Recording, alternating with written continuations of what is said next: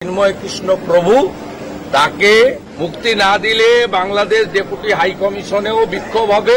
চিন্ময় গ্রেফতার, বাংলাদেশ সীমান্ত অবরোধের হুমকি বিজেপির। বাংলাদেশ সনাতনী জাগরণ জোটের মুখপাত্র ও ইসকন নেতা চিন্ময় কৃষ্ণ দাসের গ্রেপ্তার নিয়ে ক্ষোভ প্রকাশ করেছে ভারতের পশ্চিমবঙ্গ রাজ্য বিজেপি। চিন্ময়ের মুক্তি দাবিতে সীমান্ত অবরোধ ও কলকাতায় বাংলাদেশ ডেপুটি হাই কমিশনের সামনে বিক্ষোভের হুমকি দিয়েছেন রাজ্যের বিরোধী দলনেতা শুভেন্দু অধিকারী। সোমবার 25 নভেম্বর বিকেলে ঢাকার বিমানবন্দর এলাকা থেকে চিন্ময়কে গ্রেপ্তার করে ঢাকা মহানগর গোয়েন্দা ডিবি পুলিশ। তার বিরুদ্ধে বাংলাদেশের জাতীয় পতাকা অবমাননার অভিযোগে রাষ্ট্রদ্রোহ আইনে মামলা হয়েছে। শুভেন্দু অধিকারী সাংবাদিকদের বলেন, বাংলাদেশে হিন্দুদের দমন পীড়ন চলছে।